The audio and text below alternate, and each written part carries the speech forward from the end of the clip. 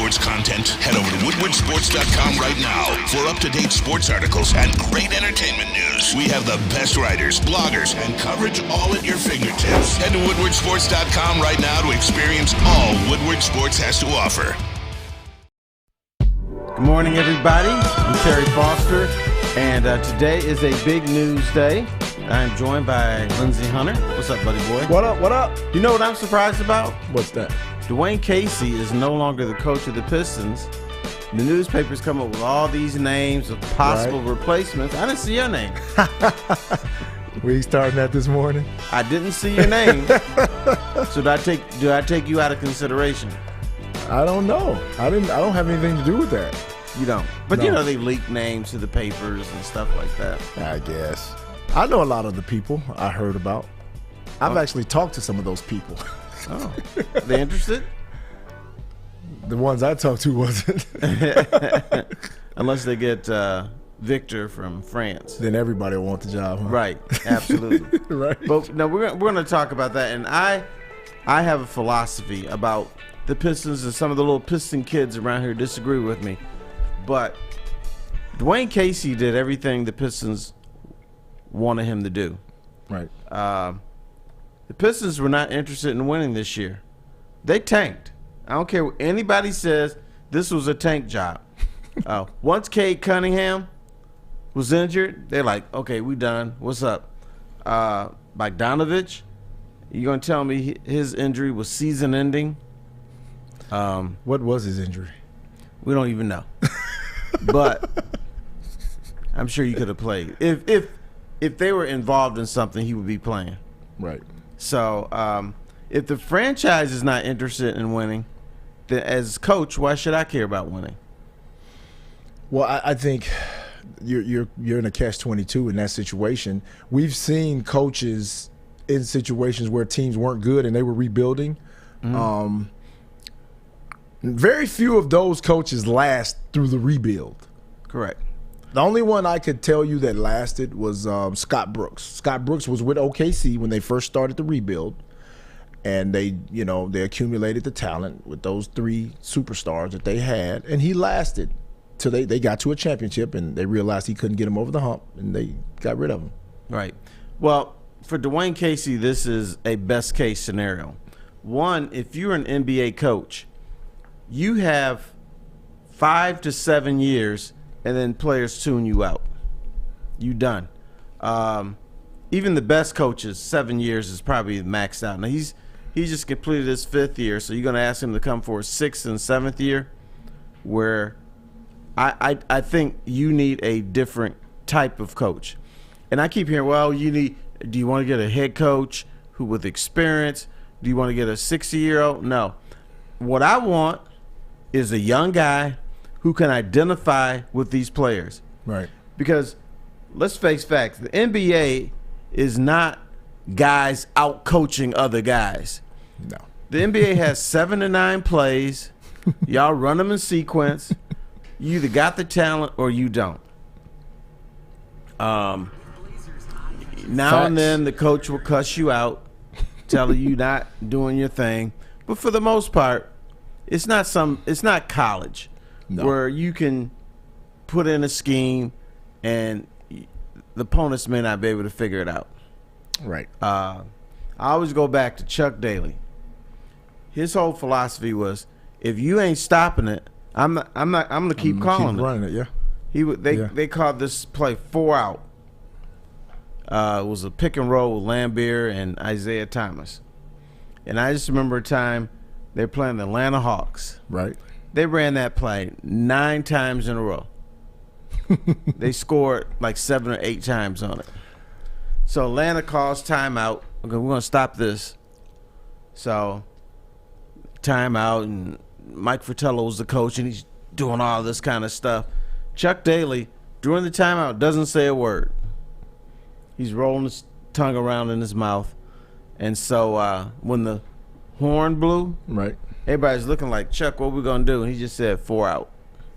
In other words, we're going to run this again until they can stop it. And they thought the Atlanta Hawks were the stupidest team in the NBA. So they wouldn't be figured out. And guess what? They ran it 5 more times, probably scored 4 more times on it. Right. So, but following the Pistons, they have had a philosophy, and maybe this is different when you were attack the basket. If that's not there, then you hit the perimeter, hit either long 2 or 3. Right. So that was pretty much their philosophy. But there's not a lot of plays called in the NBA. So the next coach, I think, needs to be a young guy who can look at these guys, talk their language, have them believe in what what the coach believes in. Right. And you go from there. Well, I'll agree. That's why you're a candidate. Well, I'll agree because the thing about the NBA and the talent, if all things being equal, let's just say you have 2 super talented teams, then coaching does matter in that aspect. If I got the superior talent, it don't really matter. And that's me being on the inside. I got to play with superior talented teams, and I got to play with teams that weren't superior talented. Playing with the Lakers, we had Kobe and Shaq, so it didn't really matter what you did. You weren't going to stop, what we call center opposite. Right. That's everybody goes opposite. Shaq punches in the strong side, and we drop it. You're not going to stop that. You can double him. You can triple him. You weren't going to stop that. And then if you started sending too many people to him, then we had this guy named Kobe on the other side who you weren't going to stop one-on-one. Mm-hmm. So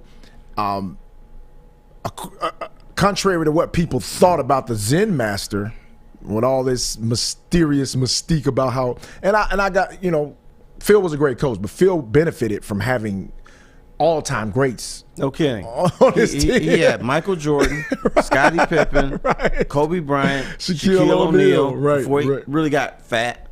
Right. So he's supposed to win. Exactly. You know who hated? No, maybe not hated, but thought that Phil Jackson was a little bit of a joke. Ooh. Red Auerbach. Red Auerbach, the old coach of the Boston Celtics, he built teams. Right. And then they became great, and then he just kept on rolling. Right. But he's like, Phil Jackson is supposed to be a great coach because he started out with Michael Jordan. Right. So, right. I just think the NBA coaching thing is a little bit overrated. Most definitely. I'll agree. You do benefit. You're only good, we always say, it's not about X's and O's, it's about Jimmy and Joe's. And if you got the best Jimmy and Joe's, you're going to have the best opportunity to win. If we're playing the best 4 out of 7 and you got Steph Curry, Kevin Durant, and Klay Thompson, you're 9 times out of 10 going to win that. You're going to win that series. Just don't find a way to lose it. Right. Just stay out of the way long enough that you don't lose it. So, but you got to have the talent, man. And I think the Pistons are accumulating some good young talent. Depending on what this draft does and where they end up in this draft, it could be really, really talented, Wembanyama? Oh, man. And I keep hearing the at-home scouts talk about he's going to be, he's not that good. And, look, nobody knows the future. Nobody knows what the future brings as far as injuries. You don't know any of that. But all things being considered, watching this kid play, potentially – he has a ceiling to be top 5 all time. You know why they say he's not going to be great. He's from Europe, and he's skinny. Right. If you're skinny and from Europe, there's a whole bunch of folks who are like, okay, once he gets to the NBA, man, he's gonna get it. Right. These big brothers will knock his ass on the ground, hover over him and say, get up. Well, and he may not get up. That's what they think. Right. Well, I've watched him. And I've kind of tried to check on his status as far as injuries is concerned. He hadn't been hurt a lot, and he's only 18. Right. His man body is years away from coming. You know what I'm saying? Right. Like, yeah. He hasn't started developing any muscle, anything resemblance of a man. The dude is a kid, and to watch what he can do at 18 against other grown men. Now, he's not playing against kids. He's playing against grown men. Right. It's phenomenal, man. He moves like he's 6'2", and his fluidity, his jump shot, his ball handling, and he's a natural rim protector. Like, Normally what happens with guys like this, they're 6'1" or 6'2" for a long time, and they play guard. Right. And all of a sudden get a growth spurt. Right. Damn, I'm 7'4" now, and I still feel like I'm a guard. Exactly, and that's what I'm getting cooked. and that's what he looks like. Right. But watching it's almost watching him play. It looks weird because I've never seen a guy that size. Just handle the ball the way he does. We've seen Kevin Durant, and Kevin Durant even looked freakish at 7 feet.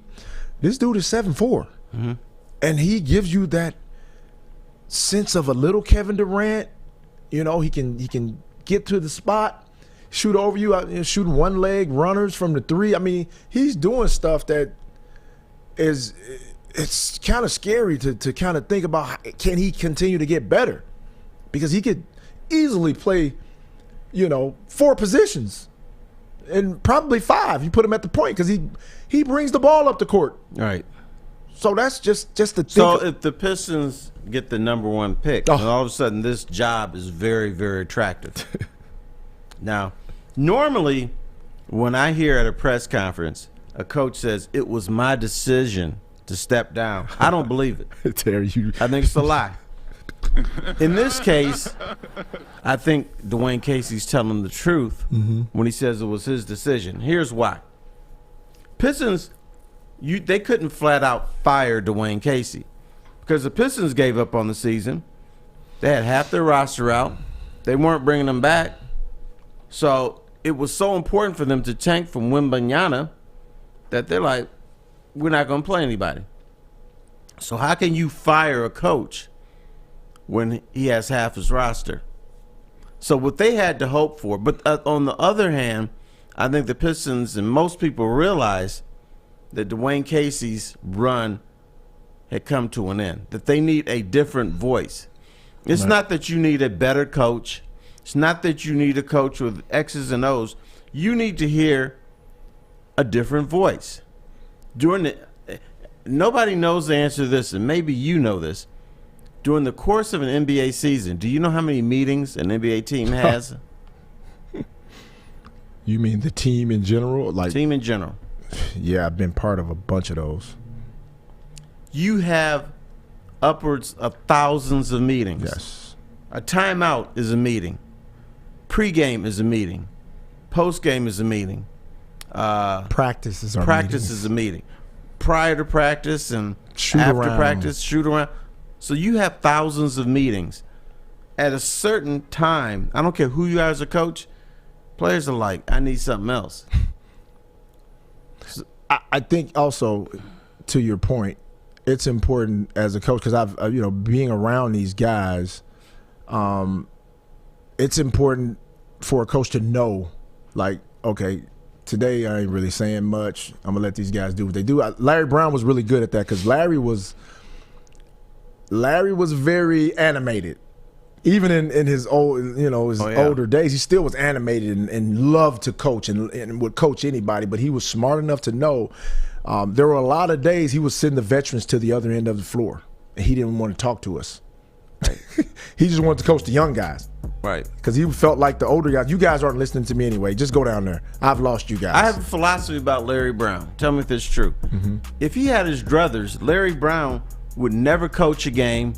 He would just be a practice coach. No doubt. Okay. Love practice.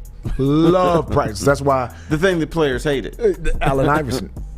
Practice. But Larry Brown loved. I'd watch him. He would go coach little kids in the gym. Hey, come over here. Let me show you something. And I'd be like, this dude he's a basketball junkie. Yeah. He loved it, but he won. And it wasn't anything special. He was so simplistic to his approach, very fundamental.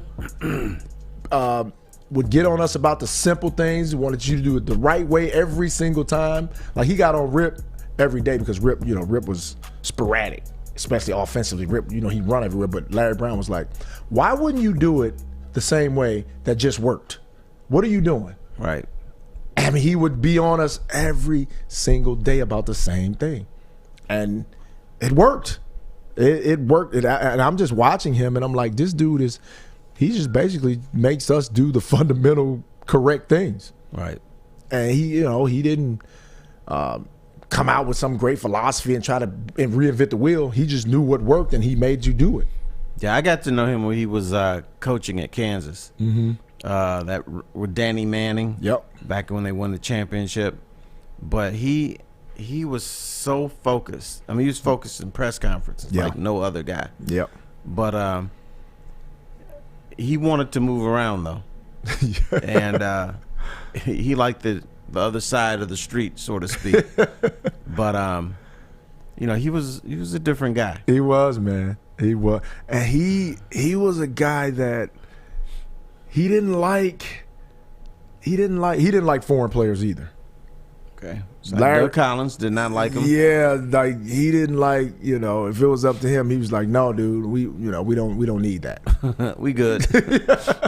Which was bad for Darko. I felt so bad for Darko. Yeah, I think we all felt bad for Darko, but where you won't feel bad at, Matt, why don't you tell him about Chili Peppers Tanning right now? All right, Chili Peppers Tanning is where you'll find the cleanest salons in the D. They've got spotless sanitized rooms and trained and certified tanning professionals. Join the Pepper Club for all the best deals. They'll beat all competitors by $5. They've got 27 locations and more coming. With homecoming and any specials coming up, actually it'd be graduation coming up here in the spring. Ask about getting an airbrush tan at your local Chili Peppers Tanning Salon. When it comes to making your haircut truly an experience, there's no better place than Lady Jane's Haircuts for Men. Come to any one of our 26 Metro Detroit locations for an award-winning haircut experience and qualify for a chance to win a down payment for your dream home up to $200,000. Our precision haircut and talented stylists will have you looking good, feeling good, and give you a chance to change your life forever. Lady Jane's Haircuts for Men, open 7 days a week. Walk in anytime. It's wicked awesome. Since the dawn of moving people, Chevrolet has led the way. The world of transportation is changing. At Feldman Chevrolet, we are leading the charge forward. With every electric vehicle, every mile traveled, one Feldman at a time. The company that puts more Chevys on Michigan roads is now the #1 name for Chevy electric vehicles. Woodward Avenue, the first paved road in America. Woodward Sports, the first sports network born in Detroit and made for Detroit. Seafood Fest is back at Big Boy. Catch it while you can. I know Lent is over, but some of your favorites are still offered at Big Boy, like the shrimp Alfredo, shrimp stir fry, and the new fish sandwich. So go to your local Big Boy today.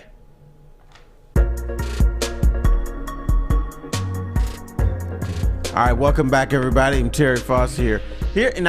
Earlier I talked about I don't believe everything that you hear at press conferences. When a coach says it was my idea to leave, like Dwane Casey did, most times I don't believe him.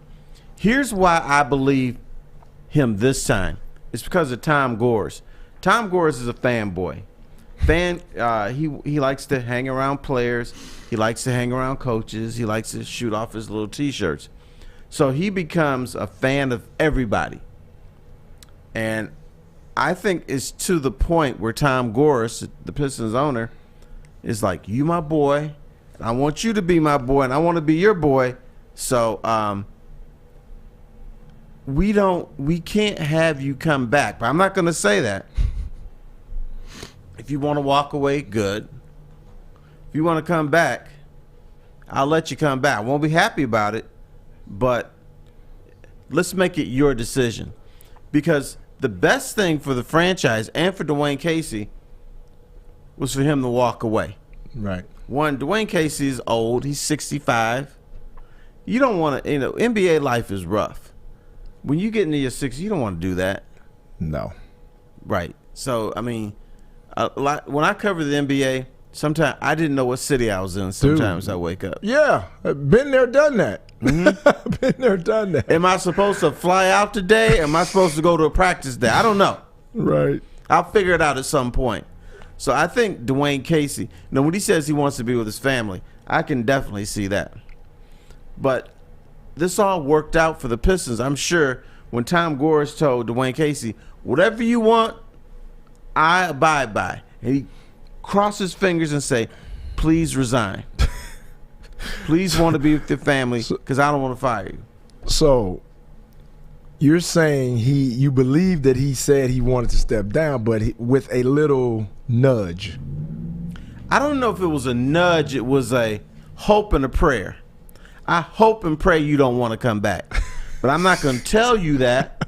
I'm not going to tell anybody that. But that's telling him, Terry.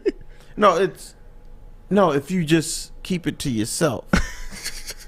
I'm not going to fire you, but I'm saying inside, please leave. Please leave. But I mean, if he had a meeting with Tom Gores, I'm sure he felt like, okay, I see where this is going. Mm-hmm. And for me to, make it good for the organization and myself, hey, I'm going to just step down and I'll go in the front office and help out any way I can, right? Yeah. But if it was Dwane Casey is a nincompoop, we want to get rid of his ass, he would never be in the front office. Right. They'd be like, Sayonara. Right. We'll see you, brother. Good luck. Right. Wherever you go next. But I think there's so much respect from Tom Gores and admiration that he wasn't going to fire him. Yeah. Unless he had to. But once again, I go back. How do you fire a guy when the organization has given up on the season?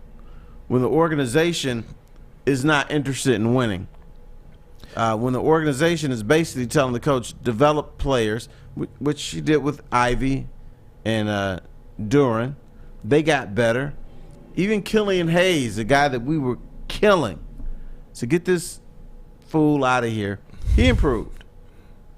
He wasn't shooting 15% from the floor anymore. Yeah. What? Yeah, he was actually a functional NBA player. Right. It's just tough when you're put in a situation when you got a young team, your best players out. It's going to be hard to win with your best player.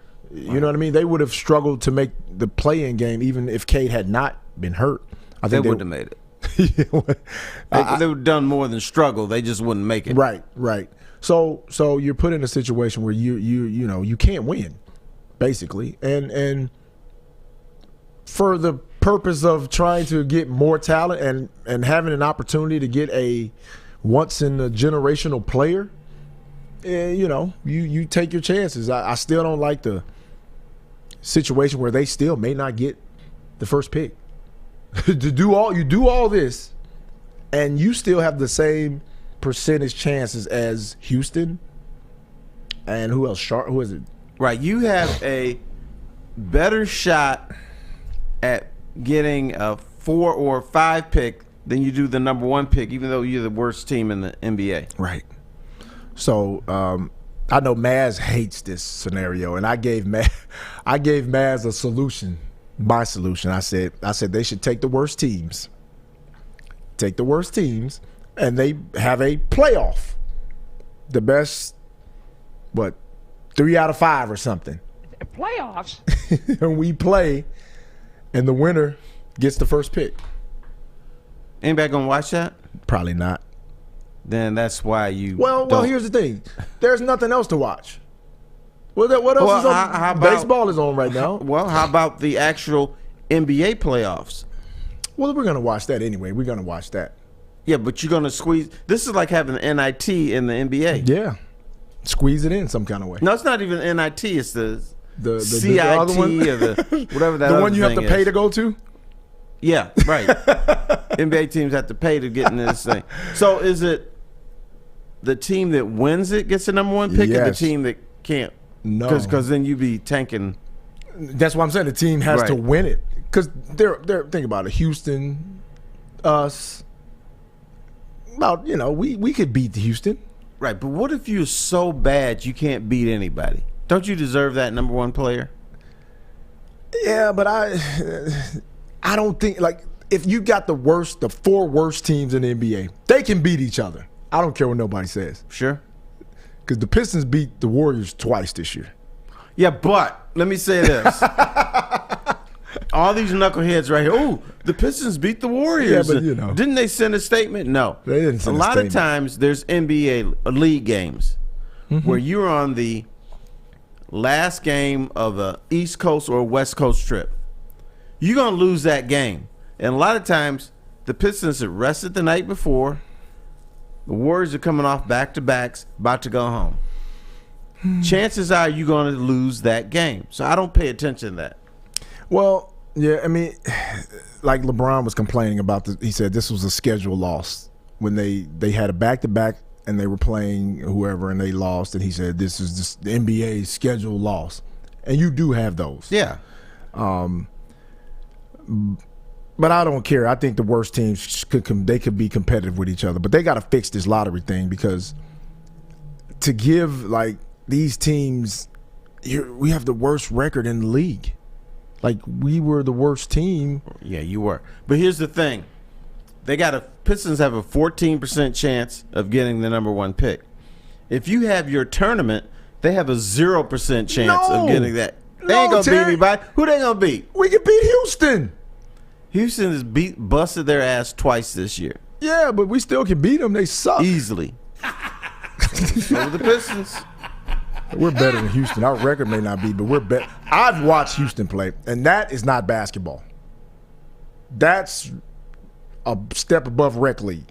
Okay. Because they're out there doing whatever. I'm like, oh, man, they let their coach go, too. Think about it. Right. He had no control of it. Okay, and what are the Pistons doing? Let's talk about the Pistons' defense. But our defense was atrocious. I will admit it was bad. But at least we had the resemblance of a team. Like, I can look at us and go, okay, we got potential. I'm looking at Houston. I'm like, they got some talent, but they just out there just doing whatever.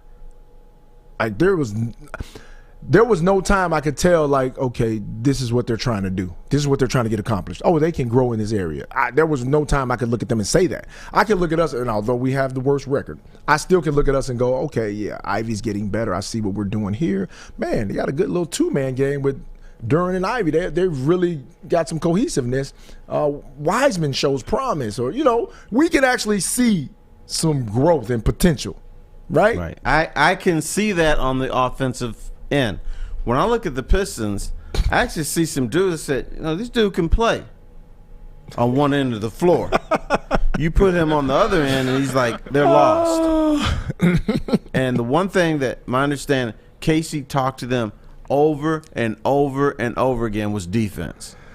And it was the one thing they could not do. Well, one thing about defense, you have to actually you have to go over it over. You have to practice it over and over again to be great at it. And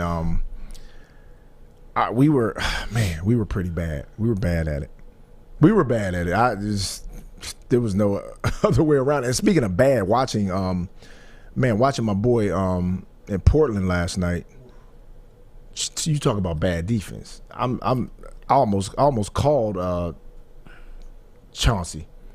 Dude, they gave up 55 in the first quarter. Right. I was like, what? I mean, but they settled down and only gave up 80 for the first half. I mean, come on now. Let's give them some credit now. Dude, they lost by what, 55? It was bad. It was the largest last game deficit ever in the history. You remember the streak you had? Was it 04-05? Holding, it was 11 games holding the teams under 70 points in the entire game. Yeah, that's monumental in today's basketball. And I heard one guy I know who we're always arguing about. He's always arguing about LeBron. He made a statement. He said, "Man, the basketball I'm watching today is just a shell of what it was." I said, "Really?" I said, "So that means that your GOAT is a shell of what our GOATs used to be." Mm-hmm. And he got mad. It was like, I didn't mean that way. I'm like, no, you made a great, valid statement, because basketball today is totally different than what it used to be, because there's no more physicality. That's why our teams struggle to adjust to the international play, because we don't allow you to touch or be physical. But when guys play international basketball, they're really physical. They play like we used to play. Mm-hmm. That's why Luka Doncic and all those guys always say, it's easier to score here than it is when I play back home. It's facts. We've made the game soft, and I know why. They want the ratings up, they want scoring up, and it is. But you're still hurting. I think you're hurting the true essence of the game by just making it so passive and so offensive minded, and we just want a bunch of threes, and it's just, man, nobody turns down an open three. Now, when I was covering the league, if you shot too many threes, you're on the bench. Well, analytics has a lot to do with that too. I know, that's the entire thing. Right. Now it's a layup or threes. We don't want you shooting mid-range shots. Well, guess what? I'm going to teach my defense. We're going to force you to shoot mid-range shots because we know you don't want to do that. So I think the most hilarious thing I ever see is when somebody's on a fast break, they drive to the cup and then fire it back to somebody beyond the arch. I love that. That's the Golden State effect. Right. That's the Golden State effect. I mean, Golden State, they are the contrary to the rules of basketball, because when I was coaching there, you would hear analytical guys talk about, the more the stats show, the more you pass the ball, the percentages go up. Well, if you look at Golden State, that's not true. The less they pass the ball, their percentages go up, because now my best player is Steph Curry, so I'd rather him take a dribble up three than pass it around and let other people shoot, because his percentages are higher than everybody else. So their one pass and no pass shots are totally opposite than everybody else in the NBA. Their percentages go up. So that's not normal. You know what I'm saying? But everybody can't play that way because you don't have Steph Curry and Klay Thompson. So stop it. Stop it. But it's just the way the game it's evolved that way. Steph messed the game up, man. You gotta stop it. You gotta get some help. Coming up, I will tell you who the new Pistons coach should be. Take it away, fellas. But first, I will tell you guys about Swiss Insurance. Be sure to check with Swiss Insurance this week for your commercial insurance review. Many businesses choose a January 1st effective date, and Swiss can help make sure you have the proper coverage. Call or email Mark today at mark@swissins.com. Give him a shot. Guaranteed you will not be disappointed. By now you know me, Christina Gennari, as the obvious choice in real estate. And you know my website, soldchristina.com, as your #1 resource for buying or selling your home. Myself, along with my amazing staff, pride ourselves on making your home buying and selling experience a relaxing and easy one. Come see why we are the obvious choice. Christina Gennari at soldchristina.com, the obvious choice in real estate. 3 NBA championships. Detroit fans were there. 11 Stanley Cups. Detroit fans were there. 4 World Series wins. Detroit fans were there. And that one Lions playoff win in 1991. Yeah, Detroit fans were there. Woodward Sports, where the fans are. Welcome back. Terry Foster here along with Lindsey Hunter. Lindsey, I have the guy I want to take over the Pistons, and maybe a little bit prejudiced, but I know the guy pretty well. I think he would identify with the younger players.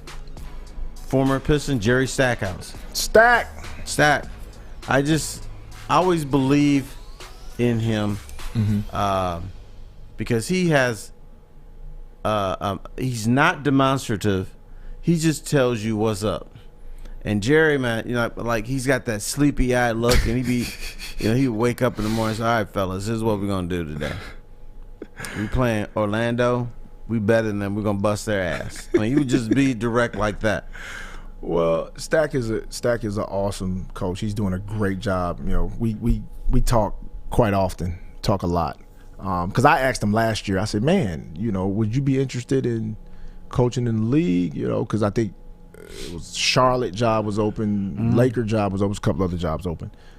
And his answer to me was, "Why would I do that?" He was like, "Yeah, he loved his situation." Right. And that's what it comes down to with a lot of these guys, especially you got a good situation in college, man. You're going to come to but he's at Vanderbilt. Not exactly a basketball power. No, but he's bringing it back. At one time it was Vandy was, in the tournament every year. They were competing, and he's bringing it back to relevance. So he likes that right now. Now some other names that I've heard, Mark Jackson, which I think is very intriguing because and I'm a little biased on Coach Jackson because I was his assistant at Golden State. Oh, it's interesting. So and I watched the development and I watched how he dealt with those young guys, and he was absolutely great at it. He's great with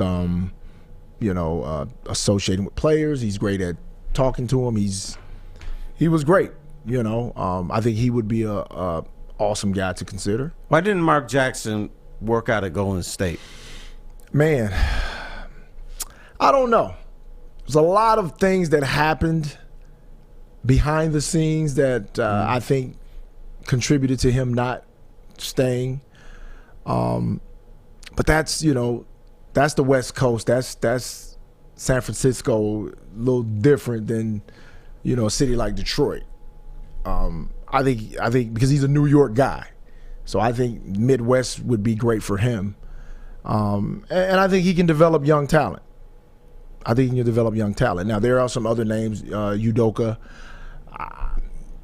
He did an excellent job with Boston. We all saw that. Now his off the court problems and stuff, I don't know if that'll. Well, let's visit that. Did he do an excellent job at Boston, or is Boston so talented that you can't keep them out of the NBA Finals? Well, I'm going to give him credit like they give all the rest of them credit. Okay. Whether or not it was any doing of his or not, they got that talent. They acquired that talent, and he got them to the finals, right? So, he deserves to be mentioned with, young, good, really good coaches. What other names did I hear? The guy who's an assistant at Golden State. I can't think of his name. Yeah, but leave him out there because we don't have any shooters like that, so he wouldn't work here.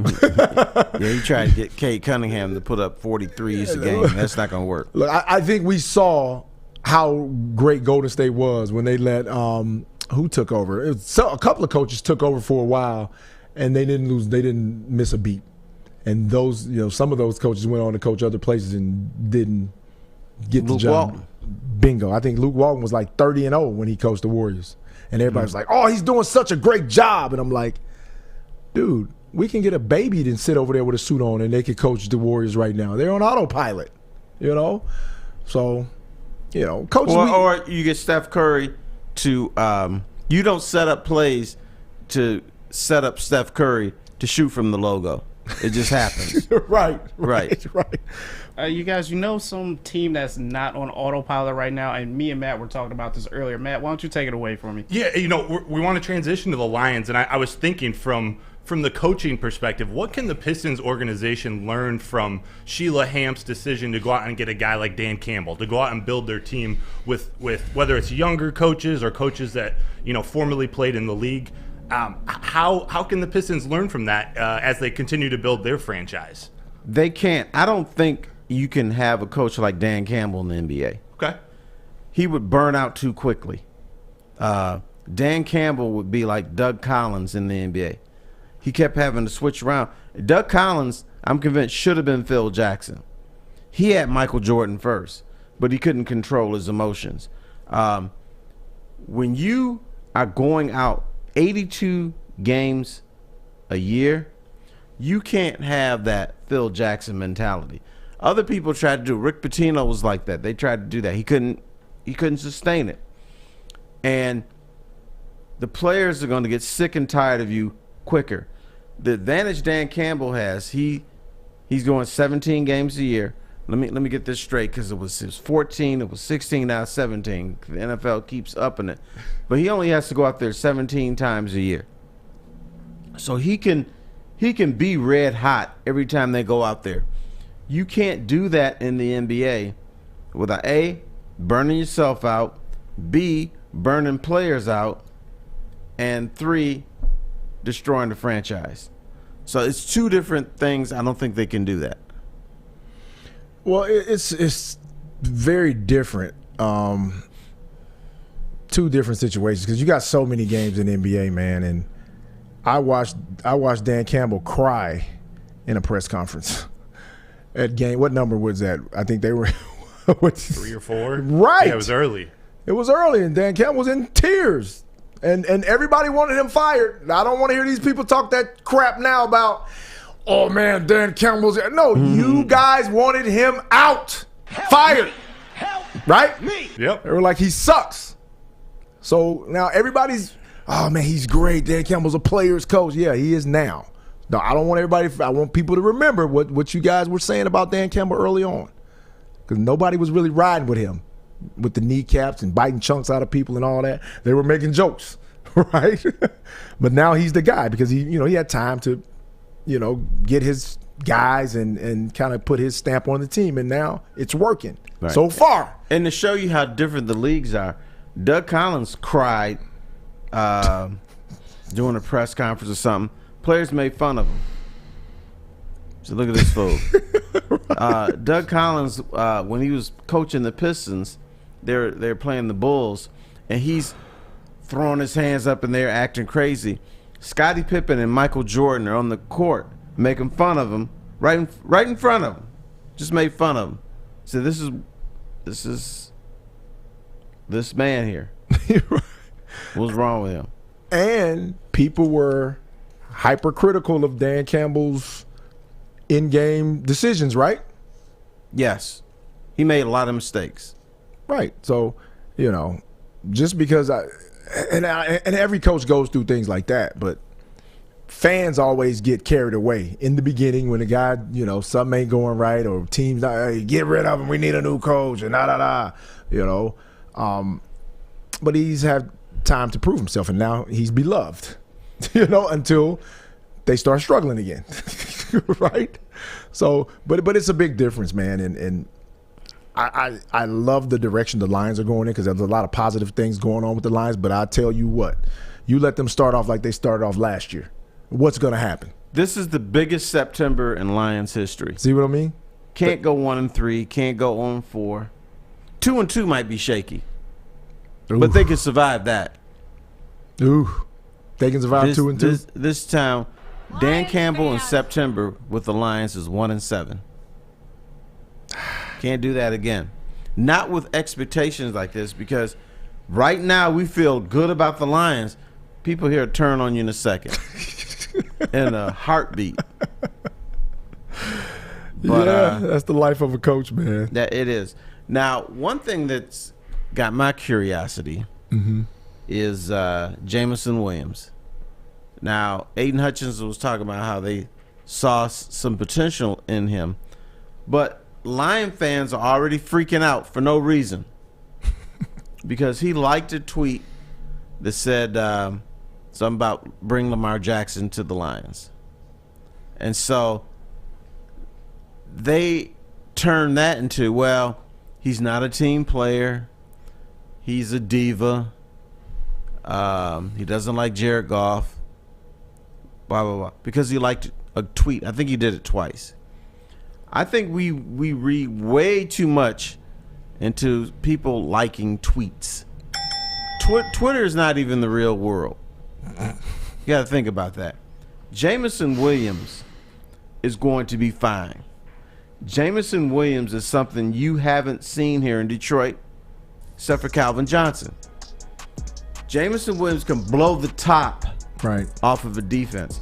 Here's what I always hear with the Detroit Lions. Here's what we have to do. We have to take what the defense gets us, execute, and try to win. Baloney. Make defenses adjust to you. And every wide receiver is a diva. So, doesn't matter to me, man. Well, a tweet, Twitter world is... It's fake. Yeah, to some people. To us it is. But some people, man, they live in that. They believe everything. I live in it, and I know it's fake. And I love it. But I don't know. I check on it because sometimes you can't get some information, but it's just too much, man. It's too much. It gives too many people voices, and you start hearing all these experts who can't catch a cold in the winter talking about every sport, and it becomes their expertise. So hey, Coming up, there is a wife of a prominent NFL player who wants her husband to play for the Detroit Lions as a backup. Oh, boy. I'll tell you when we come back. Oh boy, but let me tell you all about Planet Fitness. Planet Fitness is home to the judgment-free zone where you can work out in a non-intimidating, judgment-free atmosphere. The gym that has always been known for being clean is now cleaner than ever with tons of equipment, a full-body workout in a 30-minute circuit, and all memberships include fitness training. But the best part about all this, you get it all just for $10 a month. Excuse me. $10 a month. No grunting? No grunting here at Planet Fitness. Your fitness is essential and a key part of your physical and mental well-being. So join Planet Fitness in club today, or as always, check them out online at planetfitness.com. At work and at home, we're there with smarter security solutions. Featuring complete automation with customized alerts and more. For over 90 years, we've been the company that's been counted on to protect what matters most, all with personalized service and care. Right now, for a limited time, receive a free video device plus free installation with a new home system. Guardian Alarm. We protect Michigan. We don't like to brag that we are the toughest sports network in Detroit, but we do have a guy named Darren McCarty on our side. Lemieux and McCarty, who've had a good knockdown drag up. There they go, right on the whistle. Baby, talking to one another. Woodward Sports.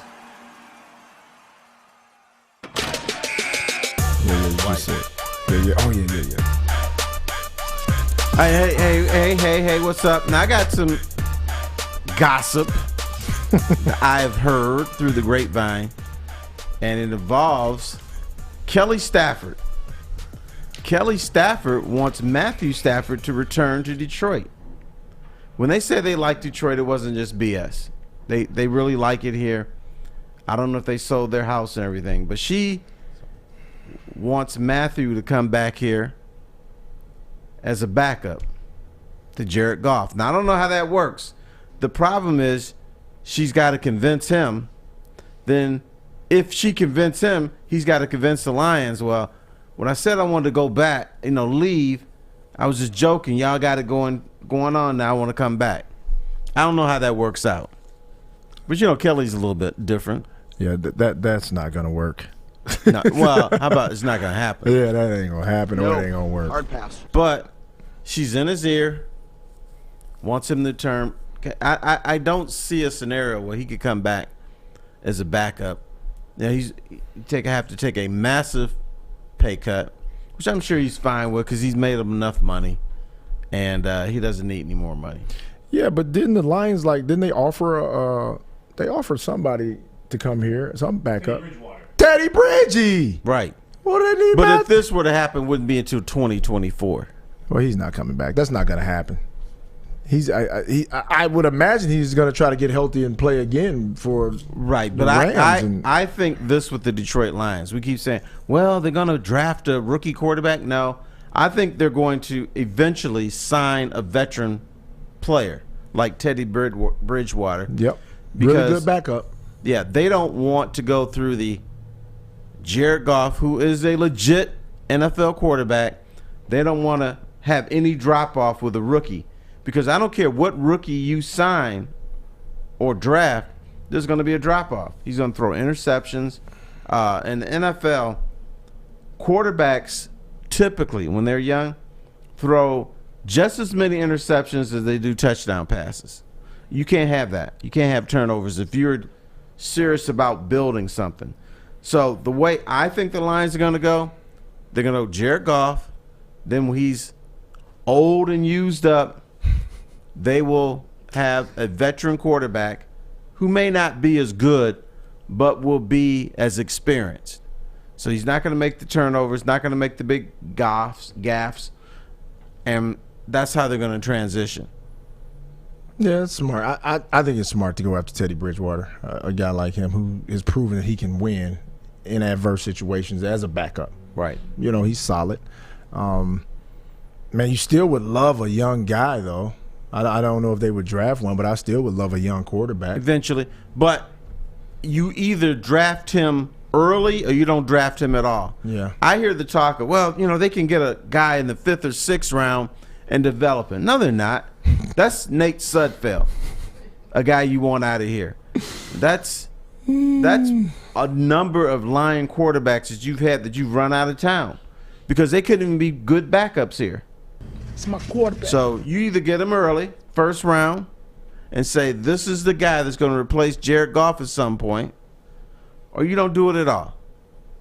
Because 5th and 6th round quarterbacks, they may as well be playing the rec league. They're not good. It depends. Like it depends. No, it don't depend on nothing. Yeah. Everybody, Tom Brady. Okay, that's once in a lifetime. Right. Some organizations can do the due diligence and get a quality guy, like my 49ers. Like, 49ers are different. They don't need a quarterback. I know, but I'm just saying, like, we got Brock Purdy with Mr. Irrelevant pick. Who does that? Okay. If Brock Purdy was playing for the Lions, they'd run his ass out of town because he would suck. No, he wouldn't.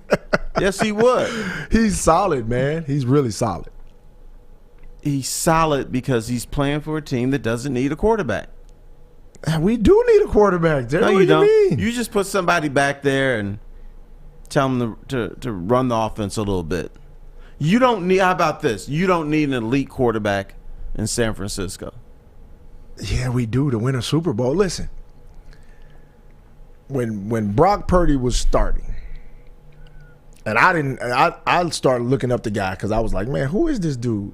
I'm looking up at Iowa State, and I'm like, okay, he all right. He's got some tools. I watched him. Now, mind you, we did have the best, probably balanced offense in the NFL with receivers, running backs, tight end. Once again, don't need a quarterback. But keep talking. Keep flapping your mouth. Hey, we do need a quarterback. You got to have somebody to deliver the ball. So the guy we drafted. I must have missed something. Do you work for the 49ers? Basically. Do you? Are you in the front office? Did I miss this memo? Basically. Do you want to make an announcement or something? Listen. Are you the GM of the Niners? Pretty much. Hey. So we give up all this drafts, give up all our draft picks, and we go get Trey Lance. And I like Trey. No, you don't. I do like Trey. I do like Trey. Don't lie to us. I like Trey, but I just think we gave up too much to an unproven commodity that didn't play in college. So you don't like him? No, I like him. I didn't say I didn't like him. Why you always lying? You tolerate him. I just wanted to see more. So you don't like him? Terry, I didn't say I didn't like him. Those words never came out of my mouth. They didn't, but I'm telling you, you don't like the man. You're just not going to say it. So I watched him play a couple of games, and I was like, okay, arm talent is there, couldn't go through progressions, which I expected as a young quarterback. And then when he got hurt and Brock Purdy came in, it was totally different. I was like, wait a minute. You could see, like, okay, this guy was on the practice squad. I mean, dang, where did they get him from? But I saw him, like, learning real fast. Progressions. Boom, I'm going here. Boom, I'm going there. I'm going here with the ball. It was just a big difference. Like, you could see it. Like, it was a no-brainer. Like, okay, this dude, from what the sample size he gave us, this dude, you could win a Super Bowl with this team with that guy. I didn't feel that way with Trey. A guy you don't like. I do like him. You just won't say it. So you Mr. Polite. Man, I like him, man. Brock Purdy just blew me away, though. I'm just saying. Brock Purdy showed me that we can win a Super Bowl with this guy, this Mr. Irrelevant. Okay. I believe that. And when he gets healthy, I think he'll prove it. All right, we'll see. Unless we can go get Lamar Jackson. Don't start. Because Jameson Williams can't tweet.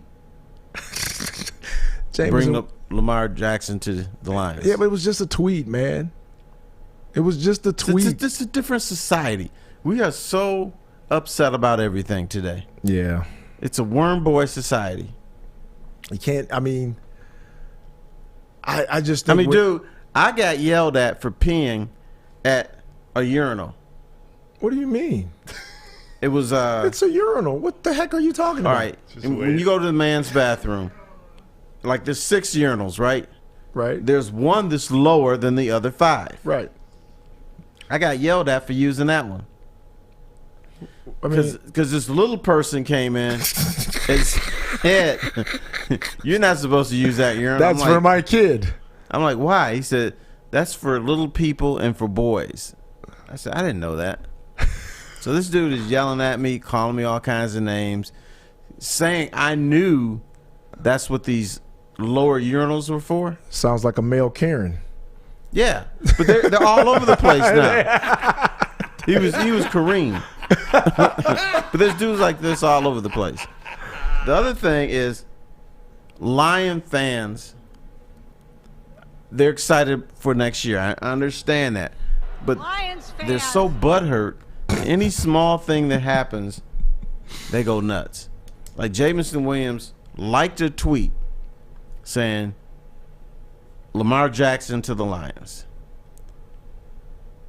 Oh, he's a diva. Well, yeah, every wide receiver in the NFL is. The good ones. Yeah, except Calvin Johnson was not one. Yeah, he was not one. But Calvin Johnson is an outlier. Or was one. Well, he is a diva. Yeah. He is a little bit of a diva because Yeah. of all this stuff with the Lions now. Yeah, so all the great ones, you learn to live with that, though. Right. You learn to live with that. He's not a team player. Guess who I saw this weekend? I saw Dre Bly and Robert Porcher. Oh, man. Robert Porcher was my guy.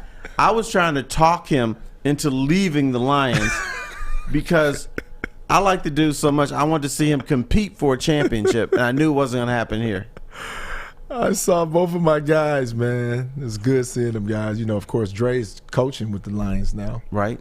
So, yeah, we all gonna catch up and hang out a little bit while they're here. Okay, wonderful. Yeah. No, my story with Robert Porcher was it was the end of his career, and this was the 90s. This was the highlight of the Lions that we've known the last 60 years. And I said, Robert, you should go. Your career is so good, you should not just be playing football games. You should be playing somewhere to compete for championships. He said, oh, no, T, I really like it here and everything.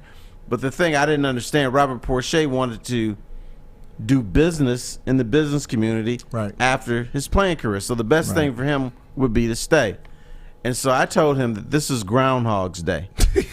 The same thing happens over and over and over again. Next year, y'all are going to be great, but next year never comes. You start off poorly. At that time, they would make little runs at the end. Right. Either make or miss the playoffs. If they made the playoffs, they got their ass kicked in the first round. If they missed it, then they talked about, well, next year we got momentum and we're going to be good. This happens every year. So, dude, all you're doing is playing football games and getting paid. You should be playing and competing for championships. Well, but nah, he wanted to stay here. Blah blah blah blah blah. He loved it. He was, dedicated to it. I get it. But now, apparently, the Lions are competing for the division. They're going to win the division, right? Right. Is what we hear now. With Lions history, they always come up short. We shall see. I love growing up seeing Robert Porcher come off the edge. He was like the Javon Curse, the freak before Javon Curse. Mm-hmm. His moves, they were so smooth. It was like butter. You know what else is like butter? You know what else is smooth like butter? What? The lobster tacos from Cousins Maine Lobster. Woodward Sports loves lobster, and what better way to get your fix than at Cousins Maine Lobster? They have 2 food trucks rolling around Detroit, so you can be sure to find the best lobster rolls, lobster tots, and lobster tacos to power you through your day. Go to cousinsmadelobster.com and download their app to find their schedule. Saturdays at 1 p.m. Make sure you're watching WoodwardSports.com for our new show, Chompin' Puck. He shoots! He scores! With 4-time Stanley Cup champion Darren McCarty and Michael Gentry. Jonathan Puck is taking the Detroit hockey community and giving them a voice. Pros to Joes. You'll get the best Detroit hockey coverage around. Jonathan Puck. Saturdays 1 p.m. on woodwardsports.com. You're about to be shell-shocked. The catch of the day is in. Big Boy Seafood Fest is officially back. Join us for some of your favorites like our popcorn shrimp and pike perch platters and our classic fish and chips. This year, we've reeled in some fresh catches like our shrimp Alfredo, shrimp stir fry, and our fish sandwich. And especially, don't forget about our all-you-can-eat Friday night fish fry buffet. Every day is a fish fry at Big Boy. My name is Lee. I've lost 35 pounds on the Custom Health Center program. So the three biggest benefits that I've gotten from this program has been I'm not snoring anymore, I have a lot of energy, it's great, and oh, by the way, look at this. No, I'm just kidding. No, I'm just kidding. Call us at 844-789-THIN or visit CustomHealthCenters.com for a free consultation and get started for as little as $5 a day. We are the network for Detroit by Detroiters. Welcome to the Woodward Sports Network. Welcome back to the Woodward Morning Show. I'm Terry Foster along with Lindsey Hunter. I got to make fun of you, the young Matt over here who decided to make the mistake of coming on our little show. Now, you love Robert Porcher, right? I do. Because he was a good edge rusher. Now, here, I don't want to bust your bubble, but you know what else Robert Porcher did a lot of? What did he do? Jumped off sides. He did. I do remember that. Yeah, he like this. And, hey, Robert, we haven't snapped the ball yet. So that was his only flaw. He was ahead of his time, though. That's what all the offensive linemen do Yeah, now. he was ahead of his time, but it cost him 5 yards. Yeah.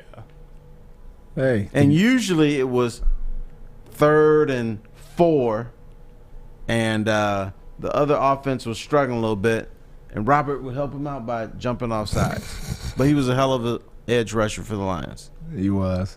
But all the great ones kind of jump off sides sometimes, right? Yeah, but not all the time. That's the only difference. Rob's my guy, man. No, but I just wanted to be balanced. Yeah. Well, all I know is if the Lions don't win a playoff game, there will be no balance. Playoffs? Yeah, that's true. The Lions now are in a position now. They're talking about winning the NFC North. If you win a division, you should compete for a Super Bowl. Now, I would never put the Lions in the Super Bowl because of their history. But of the last 14 teams to play in the Super Bowl, 13 of them won a division title. You know the only one that didn't do it? Tampa with Tom Brady. And Tom Brady always works his magic in the playoffs, or almost always, so he was the outlier. But the bottom line is you need to win the division if you want to compete for a Super Bowl. Well, I don't know if they're ready to compete for a Super Bowl, but I just want them to win a playoff game by any means necessary. I don't care if they win a division. I don't care if they limp in the playoffs. As long as they get to the playoffs first. Playoffs? Sure. And then win a game. Let's hope the Lions' history is dead. Because in the 70s, the Lions won their first 4 games, and then they celebrated. When the Lions celebrate, it usually means trouble. The Lions did a song based on the Queen's Another One Bites the Dust. So the Lions got a bunch of players in the studio, and they made a single, Another One Bites the Dust. Guess what? They didn't make the playoffs. In the 90s, the Lions started 6-2. They beat Denver 44-6. And there was a guy named Mike Fury. Mike Fury was a dude who was a defensive back, and they moved him to wide receiver. Before he left the locker room, he turned around and said, "Hey, media, you can kiss our ass." As soon as he said that, I said, they're not making the playoffs. At 6-2, they're not making the playoffs. You know how many games they won the rest of the year? How many? 1. Oh, God. Missed the playoffs by a game. Oh, man. When the Lions celebrate, or when people say they're going to be good, which isn't very often, they fall flat on their face. Well, one thing that I'm noticing, there's not a lot of people, well, there are not a lot of players that are talking. They're just working, which is good. When the players are just working and they're feeling good about what could happen, Sure. but they're not out here boasting and bragging about, hey, we're going to win the division or whatever. They're just keeping their heads down and they're working. They are, but they're in a community that's saying, y'all going to win the division, y'all going to be good. Yeah, but you have to, if you're going to be good, you have to learn to deal with that because that comes with the territory. Like, you just have to learn to not listen to what everybody's saying because you haven't won anything yet. So you can't be congratulating yourselves for nothing, you know? So you have to put your head down and keep working and knowing what you're working towards. Yeah, absolutely. I think to keep them focused, Dan Campbell at times needs to say, fellas, I love you, but you're not as good as you think you are. Right. We got to work. We got to hustle for this. Nothing is guaranteed. So he's going to have to change his tune a little bit with his players. And I think he'll be a little bit different in press conferences next year. Well, he has to be if he, if he wants to get to the level that I think they, what everybody's been saying they want to get to, then he has to have a different message. You can't keep, and I'm not saying he can't praise his teams because I've been with coaches that coached really good teams that still gave us praise, but at the same time tried to keep our heads level by telling us, hey, we haven't done anything yet. Right. You're not as good as you think you are. You're not as good as your best game, and you're not as bad as your worst, But I think his message needs to be, let's forget about winning division. Right. Let's forget about winning a playoff game. How about win September? Let's focus on those first 4 games in September. Right. And not walk out with a 1-3 record or an 0-4 record. That's the main thing, because in that, if the Lions come out of the gate hot, it's going to add confidence to that team. Right. It's going to ease this community where some people would be on edge if they start 0-4 or 1-3, and it would just make things a lot simpler. If they get off to another rough start, all the stuff we talked about this year, the 8-2 big ending, it's all out the window. Nobody will care. Nobody will be thinking about that. They're going to be thinking about, okay, another September and they're 1-3, or another September and they're 0-4. What the hell is wrong with this damn franchise? So it's essential that the Lions come out. Dude, they can't even be 2-2. They got to be 3-1 or better in September.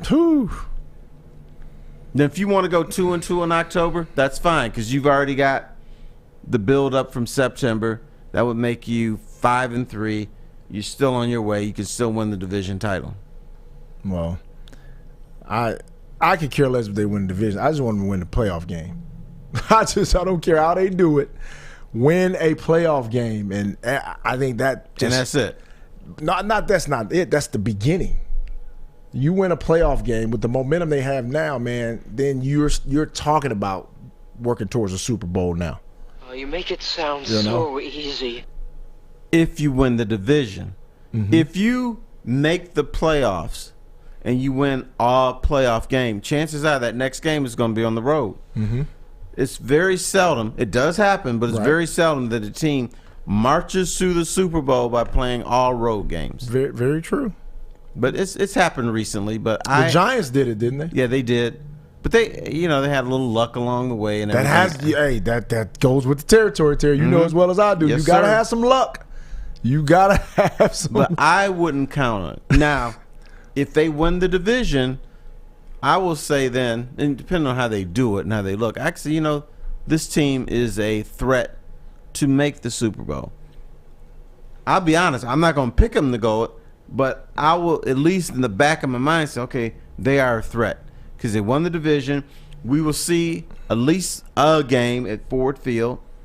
And for you younger people who I love, let me tell you, A home playoff game is electric. I've seen it here in 1992.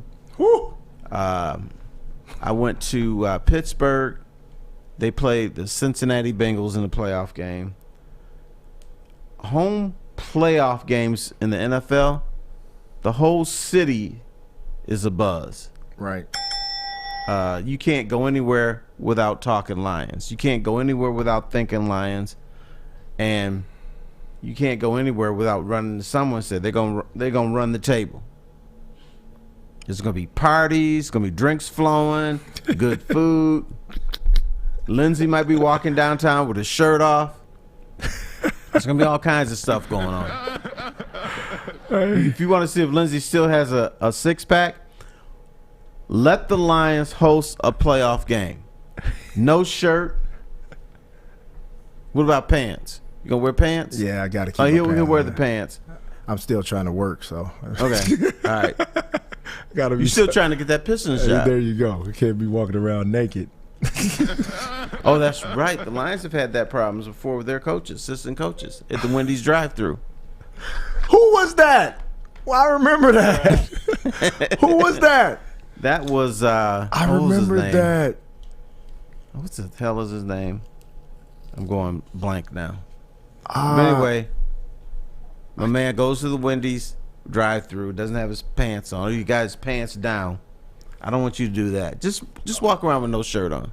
I could do that. I could do the J.R. Smith, no shirt. Okay. I could do that. Joe Cullen, ex-Lions Yes, assistant that's coach. right. Joe Cullen. Joe Cullen.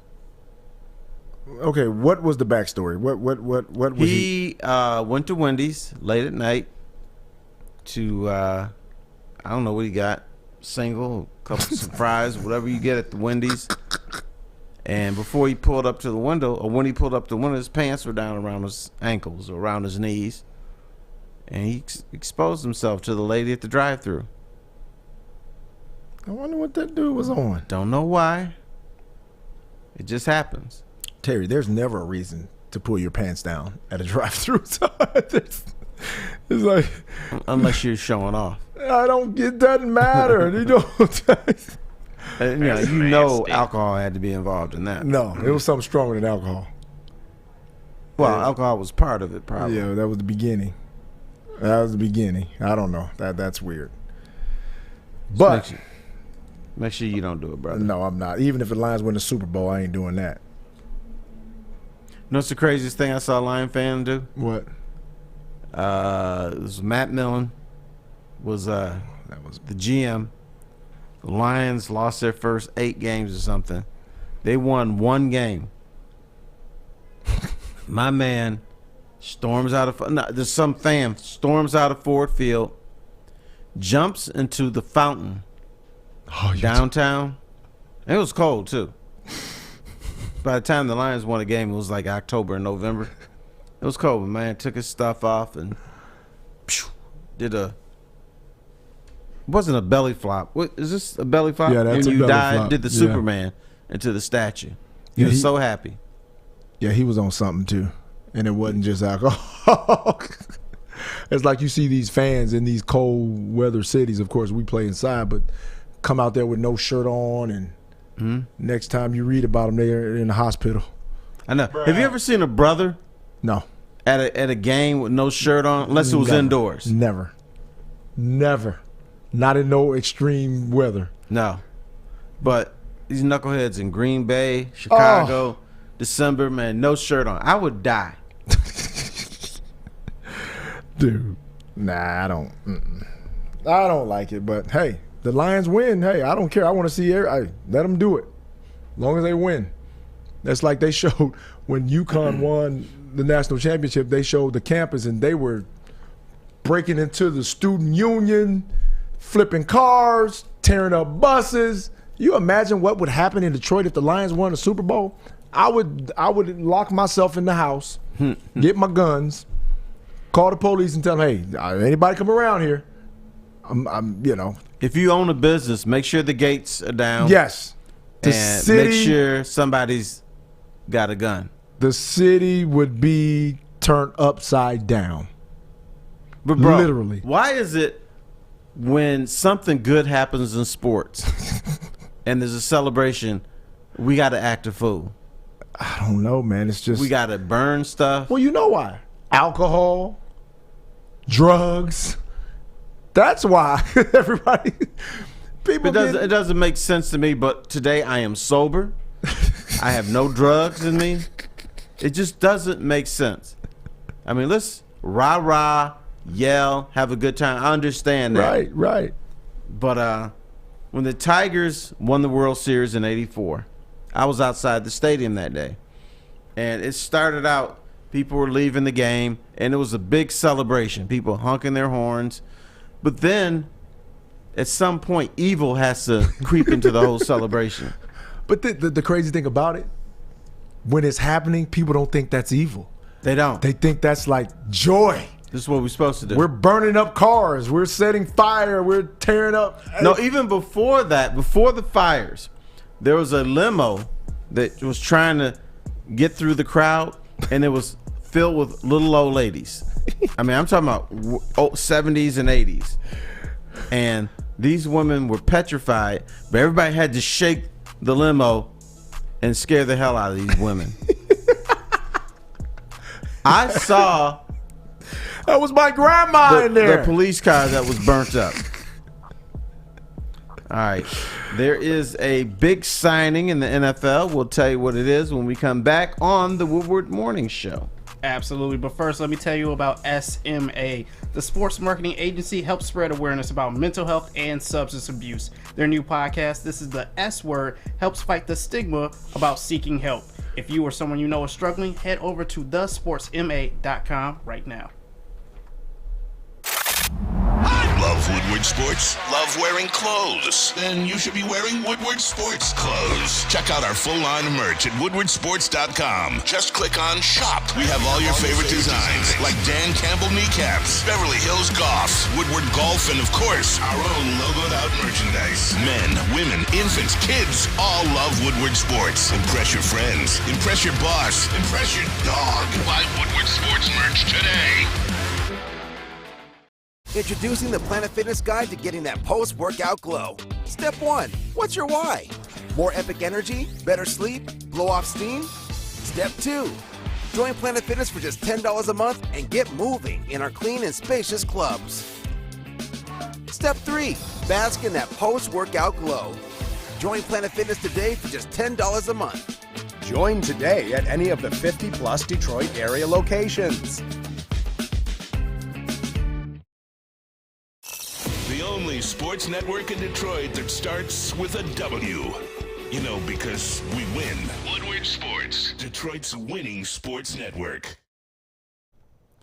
Let me tell you about the Foaling Warehouse. The Foaling Warehouse in Hamtramck is the home of the original football bowling game. There are 2 ways to play, $12 unlimited open play or $120 for a lane reservation up to 10 people. There's a $2 mystery beer machine and a full bar, so check it out at foalingwarehouse.com. Welcome back to the Woodward Morning Show. And I got some intel on Foaling, too, since you mentioned it. I was at Foaling a few weeks ago, and I talked to one of the owners.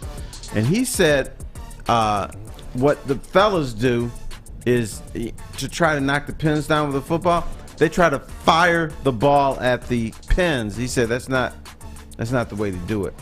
He says you need to think of hitting, trying to make a free throw when you try to knock those pins down. So toss the ball into the stack of pins. That works better. You knock more pins down. But what happens is the fellas want to show the women how they can fire the ball. A lot of times it comes up short, or they miss all the pins and just hits the back of the wall. Pretend that you're hitting a free throw like this with one hand, and you will knock down all the pins. The other thing I learned, have you ever fold before, done the folding thing? I have. I didn't know that tip, though. If you notice, it's set up like a regular bowling thing. In the middle, one pin is painted red. If you can knock that red pin down without knocking any other pin down, you win the game. I've only played once, so I didn't know. And you're probably trying to fire it like you're crazy. Yes, no doubt. Pretend you're at the free throw line next time. See what happens. What percentage were you at the free throw? What was your free throw percentage? I don't know. Pretty good. You were in the 80s. Better than a lot of people. Yeah. So I was going to say 74%, but it was probably 83, 84%. I don't know. Pretty good. I don't know. I made them when it counted. That's what I always say. Okay, then you need that same mentality when you go forward. Maybe I'll try it and not just try to muscle my way through it. Okay. I don't know. Maybe. All right. Would you bring Odell Beckham Jr. to the Lions? Yes. I would not. I think he's baked. But he's going to the Baltimore Ravens. He's been injured. He is more of a name than a dude with a game. Dude, he was going to be the Super Bowl MVP. He was headed to be the Super Bowl MVP had he not blown his knee out, right? But he blew his knee out. I mean, that was uncontrollable. It was no contact. It was no nothing. It was a freak accident. He's getting $15 million a year. Let's go. That's too much money. Brad Holmes, I'm sure if Odell came to him and said, I want to play for the Lions, I want $15 million, Brad Holmes would say, good luck, brother. You ain't playing here. I would turn his ass down too. I don't think the rest of his career is going to be pretty. But you don't need him to be. No, for $15 million, yes, you do. No, but Odell is he can catch the football. That we know he can do. There's a lot of dudes who can catch a football. Not like him. Not like he used to be able to do. I still think he can catch. Like, what's wrong with his hands? He didn't hurt his hands. No, his knee is jacked up. Is he going to be so open? You don't think he can get separation? I'm guessing he won't be able to. Not at the rate that he did before. Well, you got a really accurate quarterback here, right? Yeah, but you got to go downfield a little bit with him. I like Odell. I think he could be good, man. I wouldn't do it. I wouldn't bring him to the Lions. But the fact is he signed with the Baltimore Ravens. Does this mean Lamar Jackson, after all this rigmarole that we had, that he didn't want to sign the franchise tag, he was insulted that they offered him $32 million. He was insulted that they offered him $35 million. He wanted $50 million. Is it all going to come back to, dude, you're going to sign the franchise tag because nobody wants you. Nobody wants Lamar Jackson. One of two things has happened. One, people realize Lamar Jackson is overrated. Or two, there's collusion in the NFL. Oh, let me guess. He's not overrated. So there's definitely collusion. Are you kidding me? You know good and well. There's collusion in every professional sports league. I mean, that goes without saying. How could that not be? These guys talk to each other all the time, so you know. Absolutely. And the owners know they're losing control of salaries. They don't want to lose total control. Right. So the Ravens didn't want to pay him $50 million, and the other owners are saying, we don't want you to pay him $50 million. Exactly. And we don't want you to let him dictate who we guarantee our money to. Right. So that's the biggest thing. Because we got to keep the boys in check. Right. Because they're all the owners are pissed at the owner at Cleveland, right? Right. Like, they looking at him like, you stupid idiot. Why would you guarantee this dude all this money? Especially with the baggage that he's coming with. And you're going to guarantee him. So now Lamar's looking like, I've been a model citizen. Right. And I've won more than this guy. And I've been an MVP. Well, they're not pissed at Cleveland because they signed him. They're pissed at Cleveland because they signed him. And then my quarterback is going to come to me and want more. Yep. It's my quarterback. And what am I going to tell him? Hey, nothing. So now we can't let Lamar Jackson get $60 million because then my quarterback's going to come back. Well, I want at least $55 million.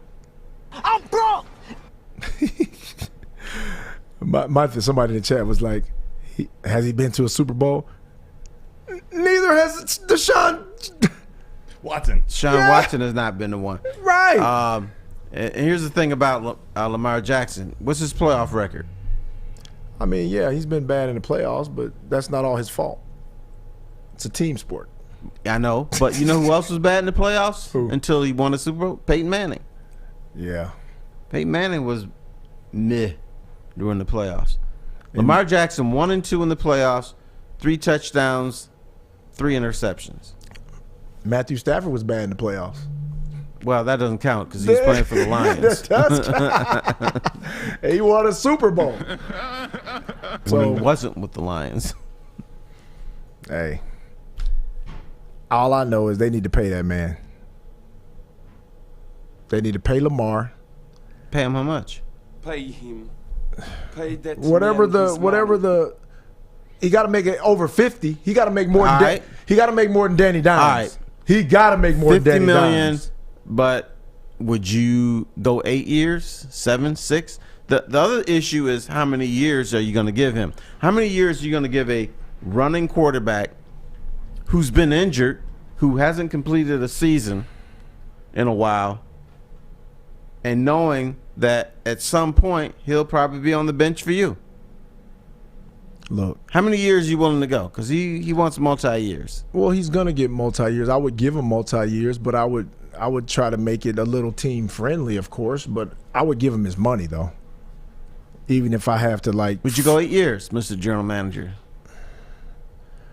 Not all guaranteed. That's what he wants. Yeah, but he's not getting that. He knows he's not getting all guaranteed money. At this point, you're not getting all guaranteed, you know. But I would guarantee him more than Deshaun Watson? No. No, nobody's getting that. That deal isn't happening. I'd guarantee him more than the kid out there in Arizona. Kyler Murray, yeah. He deserves more than him, right? He does. What I mean, come on, man. You can't just throw the dude. The dude has when Lamar Jackson plays, they win.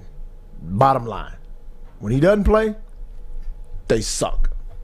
So if he doesn't play, they're gonna suck this entire season. With Odell Beckham, you can go get Jerry Rice, you can go get whoever you want to get. They're gonna suck without Lamar. They will be a struggling ball club, but he's not the only quarterback in the NFL. You can find somebody. Who? I thought Tyler Huntley was pretty good for them. Terry. Tyler Huntley sucked. We saw him in the playoffs look like he was brain dead out there. And we saw Lamar Jackson do the same. I mean, he didn't look brain dead. Like, they had a chance to win. But they didn't.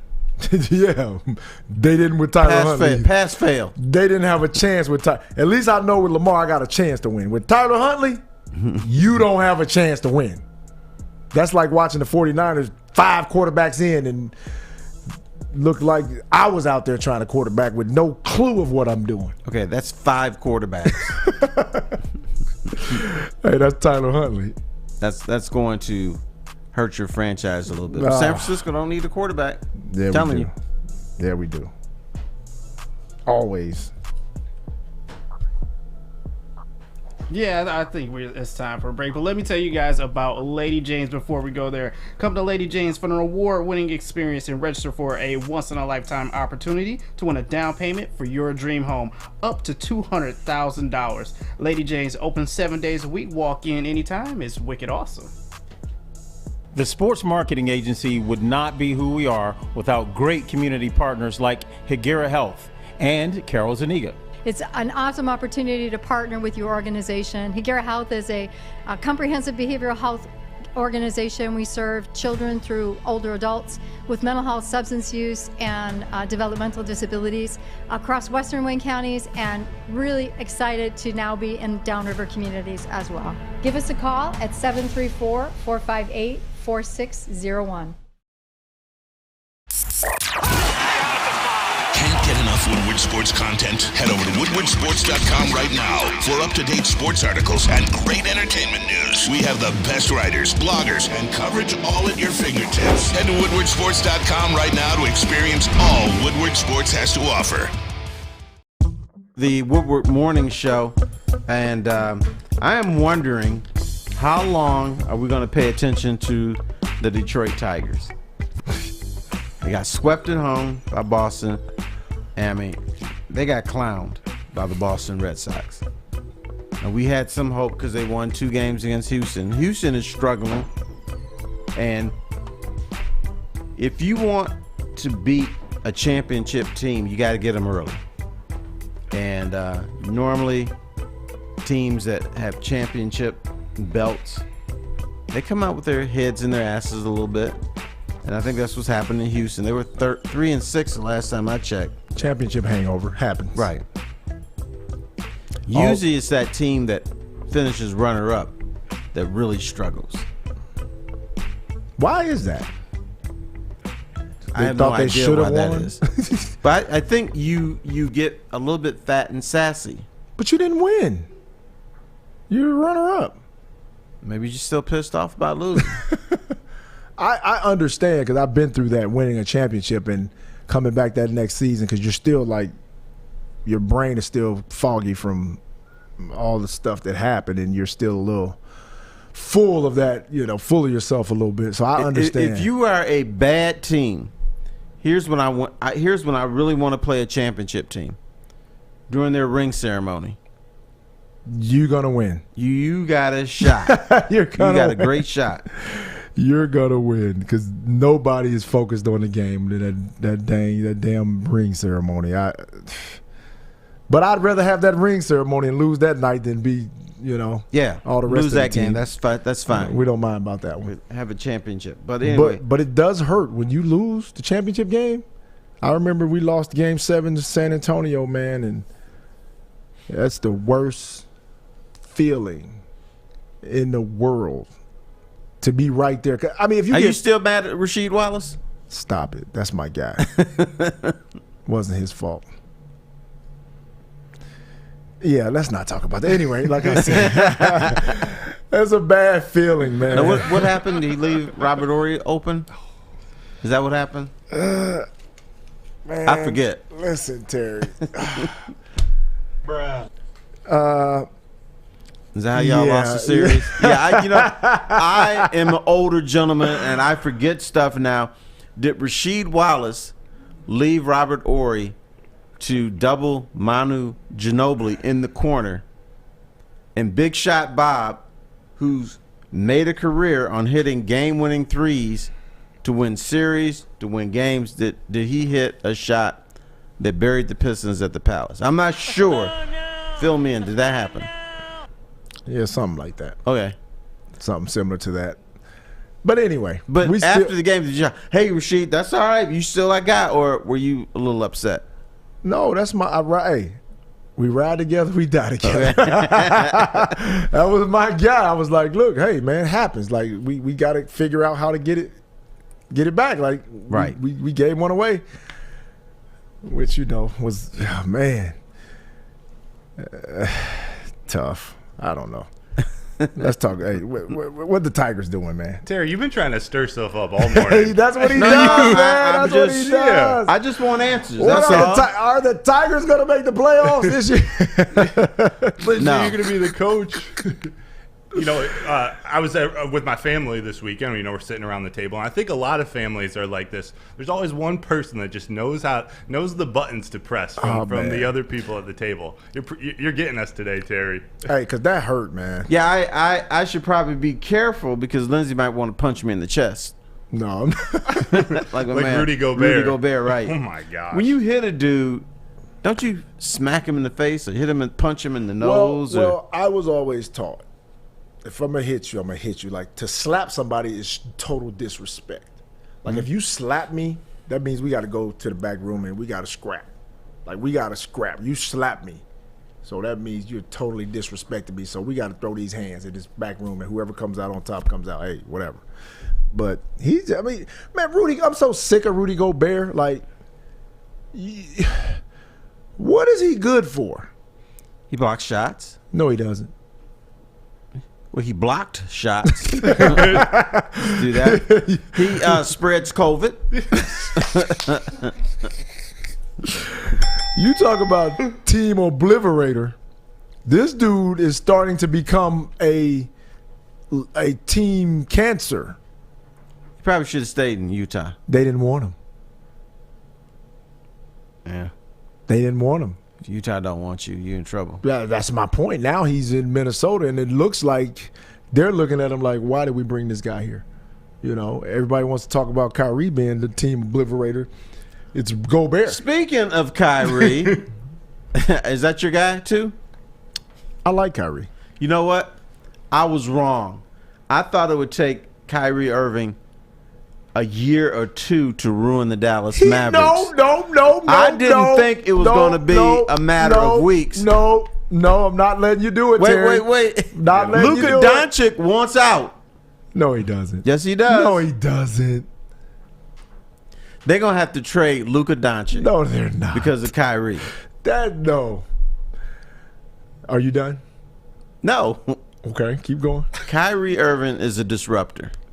Kyrie Irving is a guy I don't want on my team because I know he's going to show out and he's going to put in 30 points, but he's going to ruin my team. Luka Doncic wants out of Dallas. Explain that. Bye-bye. Because you can tap your fingers all you want. No, I'm not waiting Explain that. I'm waiting on you to finish. Okay, I'm done. Okay. Luka Doncic wants out. First of all, it's not Kyrie Irving's fault that the Mavericks have spiraled to the bottom. Not his fault. It ain't me. Okay. Kyrie has been playing the best basketball of just about of his career since he got to Dallas. His numbers are up. His percentages are up. His assists are up. He's even making efforts to play defense. Okay. I don't see one resemblance of an effort defensively from Luka Doncic. Not one. He's fat. He can't play defense. That's not my problem.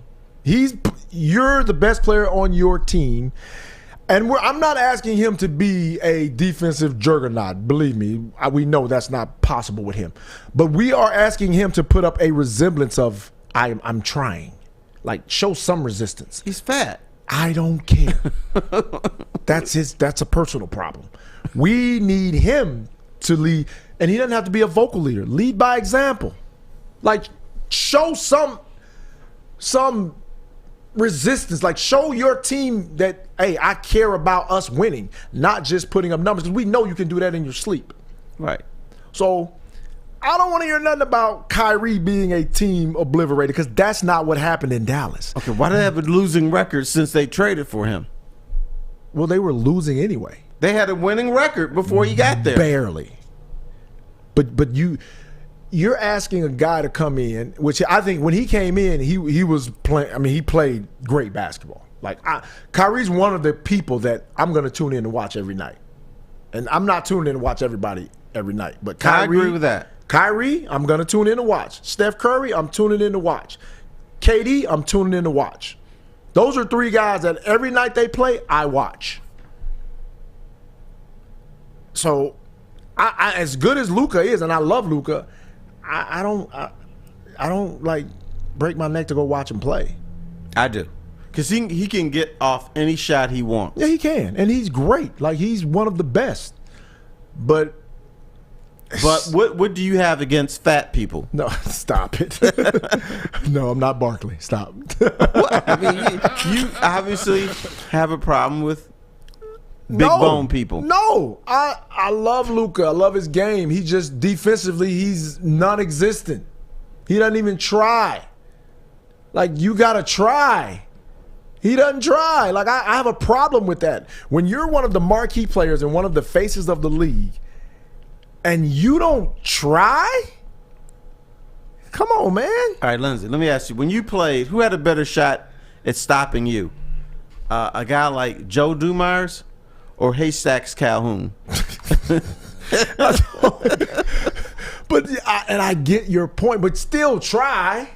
Like, okay, Steve Nash was an awful defender. He tried. He was skinny. But he tried. But he still couldn't guard anybody. But he tried. Luka don't even, like, I watched Luka one time close out on somebody. He ran out and just waved his hand, and the guy went to the basket. I was like, dude, that's ridiculous. And come on, man. Looked like Caitlin Clark. That's what she did. Exactly. But the guy he was going out to could actually shoot. So, I mean, that's not Kyrie's fault, man. I'm not going to let you put that off on Kyrie. It's not his fault. It just so happened the franchise is falling apart after they traded for him. That's just a coincidence. I'm not buying it. And I'm going to tell you this. The owner, Cuban, loves Kyrie and wants to bring him back. Surprise, surprise, surprise. Mark Cuban, a fanboy. You don't pay attention to him. So I would let you off the hook if New Jersey didn't happen, if Boston didn't happen, if Cleveland didn't happen. Kyrie's a bad dude. No, he's not. Let's take a break. Yeah. I'd let you off the hook if he thought the world was round. I'd let you off the hook. He was joking. No, he wasn't. He was joking, Terry. He said he was joking. He was dead serious and got pissed at you if you challenged him on that. If you're joking about something, you don't get mad when people say, hey, dude, what are you talking about? The world is flat. He was just joking. Damn, you buying all of his stuff, man. I can't believe it. I'm not buying all of his stuff. And you know what? Lindsey Hunter is a very intelligent guy. I'm not buying all of his stuff. I just know the game within the game that he's playing. How about that? I see you there. I see you there. Yeah. What advantage does he have in saying the world is flat? None. I just know he's just putting on for the media. It's a joke. Where's the ha part of the joke? It's funny to me because everybody thinks he's telling the truth, right? True. That's very true. But you know something that you can buy is Centron, because Centron is the official energy drink of the Detroit Red Wings. Right now, they have an exclusive offer from Woodward sports fans with their limited edition Red Wings 6-pack. Only $15 plus free shipping. Head over to drinkcentron.com/Woodward and try it today. All 3 delicious flavors. You got the classic, the sugar-free, and of course, the cranberry. Head over to drinkcentron.com/Woodward and order some today. You don't have to go to the beach, man.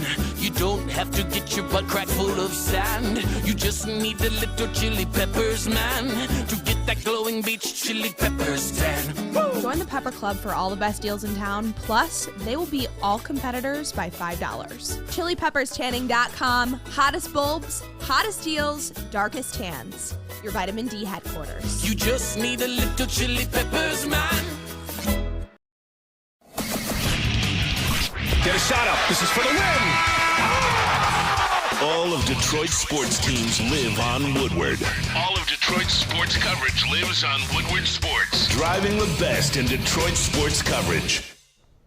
I don't know if you guys heard, we were talking about Kyrie, Luka, and the Mavs. They've been investigated for sitting their players in recent games. So it's obvious that uptime doesn't matter to them. But at Alta, uptime does matter. Alta Equipment has everything you need to get the job done. If you have a project coming up, Alta Rent has you covered. Call them today at 844-GO-TO-ALTA. That's 844-GO-TO-ALTA. All right, back to the morning Woodward show. Now I'm going to make Lindsey defend another guy who's a shell of what he used to be. But I'm tired of Tiger Woods. I used to watch tournaments based on if Tiger was in contention. If he was in contention, I was watching. If he's having a bad tournament, I tune it out. Now, when I see him walking across the course like Gramps, what's the point? Why do we invest so much attention to Tiger Woods? Why do we have a leaderboard and then at the very, very end, like 3 screens down, tied for 80th is Tiger Woods? Why do we do that? He's done. Stop coming out. Stop wasting our time. Stop spraying shots. Stop missing 2-foot putts. Don't walk like my grandmother. You're brutal, man.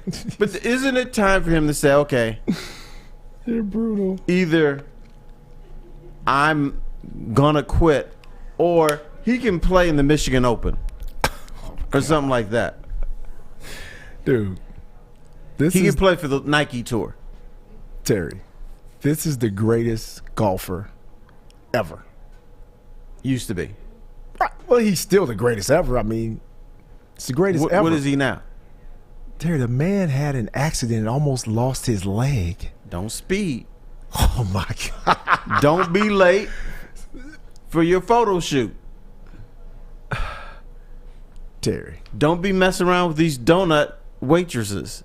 That or had, donut shop waitresses. That had nothing to do with his No, accident. that was the beginning of the end. That had nothing because when my girl took a 9-iron to his car, he was never the same. Listen, he has the right to try to get back and play. He loves the sport, and he's great for the sport. Even if he's not the Tiger of old, we're still intrigued by him, and we're still going to tune in. Not me. I'm done. You're going to tune in. The next time you hear Tiger play, when he gets his rehab and gets his leg back together, because I think he had plantar fasciitis. That's what it was. And that's painful. Nah, he broke his leg in a million pieces. Yeah, but it's back normal, but his plantar fasciitis acted up and he couldn't walk. He's done. He's not done. Cut him some slack. He will never win another tournament. Yes, he will. He will never be a top 10. How about this? He'll never finish top 20 in a major. Yes, he will. He may not finish tournaments. He just has plantar fasciitis. There's nothing like major other than the surgeries and stuff, but there's nothing bad that he did. You saw him walking off. He was very gingerly walking off. He'll be okay, man. Leave him alone. Let me see. You messing with Kyrie, you messing with Tiger. There's nothing killing all wrong the guys. outside of the surgeries. But did the surgeries happen? Yeah, they happen. He's okay. Was he ever in contention? Before it started? In the Masters? Yeah, before it started, everybody was in contention. Okay. But then he played the first hole, and all of a sudden he was out of contention. Look, man, we're not. Hey, as long as he can play, we want to see him out there. I don't care if he doesn't win another major the rest of his career. At least he's out there doing what he loves to do. He loves the game. Good for him. I don't have to participate, and I won't. You will watch him. Watch the next time. No, I won't. I didn't watch the stop it. I'm going to call you. Yes or no? Is the Masters the greatest major of them all? I didn't watch. You didn't watch this time? Nope. You checked the ticker on your phone. I didn't. I didn't know he blew up until I watched TV. But I was watching TV for other reasons besides Tiger Woods. Now, I used to watch every tournament he was in. Even like the Charmin Open or something like that. Tiger's in, I'm watching. But this has been so long. And here's the narrative you hear. Oh, can Tiger contend? That shouldn't even be the narrative. It should be, can Tiger finish? Well, when you've been so great throughout your whole career, people are going to continue to say that. And what I guess the people in the chat are mad because we haven't acknowledged them. I'm sorry, guys. It's early in the morning. Cut us some slack. Somebody's telling me, let go, Lindsey. Let go of Tiger. Why? No. Tiger. Listen. I'm the one instigating it. As long as he wants to compete, I think he should have the right to do that. Good, bad, or indifferent. Like we're holding him to a standard that nobody has ever lived up to. His standard was so high. Tiger's standards were so high, they had to reconstruct golf courses to let him play on there so it would be even with the rest of these people. I'm not holding him to a high standard. I'm asking him, can you finish a tournament? Well, everybody who enters the Masters or the U.S. Open, I'm assuming they're going to finish. But you're right. Tiger Woods has the right to enter any tournament he wants. Exactly. I have the right to not watch. I have the right to say I'm tired of him. Why are you? I have the right to say go away. So you have the right not to watch. Why are you angry at Tiger for doing something that he loves? Because he is messing up my sports enjoyment.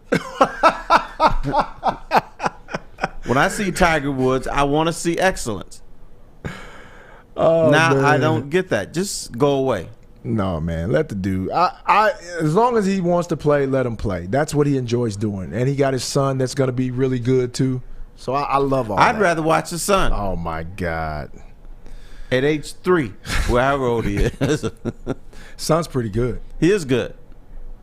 It's good. So let Tiger cook, man. Let him cook. What's his son's name? with. Fluffy? Let him cook. No, his name isn't Fluffy. What is the his heck are name? you talking about? Charlie. Charlie, Yeah, right. he said Fluffy. He's talking about his kid, not his dog. Well, Fluffy kind of rhymes with Charlie. No, it doesn't. No, man. I tell you what. Let's say the Buick Open is next year, and Tiger is there. I'm not buying tickets. If Charlie Woods is there, I would buy a ticket. I'd rather see Charlie than Tiger or Fluffy, whatever his name is. So what if Tiger gets his stuff together and he has a phenomenal on a major? Wait, no, let me finish. You're not watching because Tiger's in here. So you're not watching. We already got that straight, right? But you added a new element. No. Let me finish because you're not watching. Because Tiger's in the major. I'm not watching. And all of a sudden you hear he's on the leaderboard. Now what are you going to do? You're still not going to watch, right? No, at that point, that means he can play. Oh! At that point, it means he's not wasting my time. Yes, I would go watch him. Let's go to break. But he's not going to do that. Let's go to break, Terry. Fellas, what's up? You're telling Tiger to stay out, like Guardian Alarm. You know, their professional technicians take the time to recommend security and automation solutions specific to your needs. They have 24/7 professional monitoring, so call them anytime, day or night, and know that a Guardian team member will stay on the phone as long as needed. They've got technology backed by people, so your safety and security deserves technology that's been proven to work and people who have proven to care. So call 1-800-STAY-OUT. Saturdays at 1 p.m. Make sure you're watching WoodwardSports.com for our new show, Chompin' Puck. He shoots! He scores! With four-time Stanley Cup champion Darren McCarty and Michael Gentry, Chompin' Puck is taking the Detroit hockey community and giving them a voice. Pros to Joes. You'll get the best Detroit hockey coverage around. Chompin' Puck. Saturdays 1 p.m. on WoodwardSports.com. Introducing the Planet Fitness Guide to getting that post-workout glow. Step 1. What's your why? More epic energy? Better sleep? Blow off steam? Step 2. Join Planet Fitness for just $10 a month and get moving in our clean and spacious clubs. Step 3. Bask in that post-workout glow. Join Planet Fitness today for just $10 a month. Join today at any of the 50-plus Detroit area locations. It's a great day to get some Centron in your life. Okay. There it is. Centron, here we go. Gotta grab the cranberry. Oh wait, it's 2 for $4. Gotta double up with the classic as well. Centron World, baby. Centron, available at select Kroger's, and if you wanna know how, go to @CentronWorld.com. You can get dope like me. You know what? Why wait?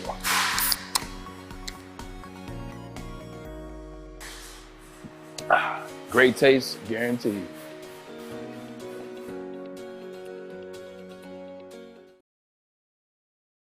You have an opinion? Make sure it's seen and heard. Corner, jumper, tweet us, hop on the YouTube chat, slide in the DMS at Woodward Sports on all social media. All right, I got some critical questions for Lindsey. One sec, Terry. Let me tell them about Custom Health Centers real quick. Get your customized approach to weight loss. Think of all the ways weight affects your health. Emotionally, mentally, spiritually, and physically. Custom Health Centers is blessed to have had over 20,000 success stories. It has been their honor to help many professional athletes lose weight and improve their health. People like Detroit Lion Eddie Murray and Detroit Pistons Rick Mahorn. Who? Rick Mahorn. Start losing weight today. Call Dr. Jason and Custom Health Centers at 844-789-8446. Once again, that's 844-789-8446. All right, buddy boy, I got a critical question for you. Have you ever gone to see the state high school finals in golf? No. You have not? No. Have you ever gone to the Michigan Open and followed the group that's in last place? Can't say I have. Okay. Then why do you follow Tiger Woods then? Because isn't that what he is now? shell of what he used to be. He's got bad leg, bad everything. He's lost his mojo. Mm-hmm. But he can go out and compete. Yep. I'm choosing not to watch. That's your choice. My choice is we'll probably never see another golfer as great as Tiger Woods. We won't. So I'd rather cherish every moment we get to see him out on the course, even if it's not as great as he used to be. We still can remember, like, man, that used to be the guy. It's forever, like watching. Forever. It's like watching when the greats go on their, what do we call it, retirement tour. Like he's Miguel Cabrera now. He's Mickey. We're not gonna go that far, but it's like watching the guys go on their retirement tour. Like, man, he used to be a great, and you remember those days. So you just don't say, I don't ever want to see him play again, or you can't win. So what am I watching for? Right? I'm searching for yesterday. It's never gonna come back again. For instance, Miguel Cabrera. The only reason I would go see Miggy play is so I can get a bobblehead. Oh my goodness. I'm a Tiger fan, and then I like always rooting for when you like comeback stories. You like guys that go through trials and tribulations, and I think that's what sports gives us. So I appreciate him, going through what he went through, had reconstructive surgery on his leg, and now he's coming back and playing. I think that's a win for him. The fact that he's walking and he can go back out on the course, that's a win for him. Yeah, but even before he steps out on the course, he says, guys, I don't know how long I can do this. I don't know if I can finish this. He's telling the truth. He's telling the truth, which is telling me you can't compete. I, as a guy that was a Tiger Woods fan, don't want to see you finish 80th. I don't like to see shells compete. It hurts me. Because I always remember the greatness. Right. And then I know I'm not going to see it again. But that's when you truly appreciate them, because you realize how great they really were. And then you see, like, man, even the great ones decline. Right? Yes. And so we appreciate that. We don't look down upon it. We know they're human. So Miggy's going to bat .230 this year, so I should go out and watch him play. You should. You absolutely should support his farewell tour. Okay. So Miggy will never play first base again because he probably can't stretch and catch the ball anymore. Miggy will be overweight. Miggy will hit 8 home runs this year? Bruh. So that sounds like Tiger Woods to me. No, man, stop. No, here's one thing I'm going to applaud you on. Mm-hmm. You like everybody, and I'm. No, I don't like everybody. Yes, you do. No, I don't, Terry. You like Kyrie Irving. Yep. You like Dwane Casey. Yep, good people. You like Troy Weaver. Yep, Troy's a good guy. You like Odell Beckham Jr. I'm just a fan of his. I like his. You want to bring him to the Lions? Well, it's not my team, so I wouldn't bring him to the 49ers. Oh, okay. So you don't like him that much? We got receivers. We don't need him. That's why I'm telling you, Baltimore is going to regret this move. No, they don't, because they don't have receivers. They need all the help they can get, and they still don't have any. They do. They got Odell. He's better than anybody that they have on their team. He won't be this point for moving forward. Here's what they do in the NFL. A guy in his early 20s shows out, and he has the beginnings of a great career. Then he's like, all this in a bag of chips. Then he signs a lucrative contract with a second team, and he's never the same. Hey. So that team is paying for what he used to do. And that's what the Baltimore Ravens are going to pay Odell Beckham Jr. for what he used to be. Yeah. That's why I don't want him at the Lions either. I see. Well, good show. All right, we done? We're done. Okay. Yes, we are done. Thank you all for tapping in and watching the Morning Woodward Show with us, Terry Foster, Uncle T, Lindsey Hunter, the great, the legend. We will be back tomorrow with another impactful show for you guys, so we will see you tomorrow. Have a good rest of your day. Very early. Early.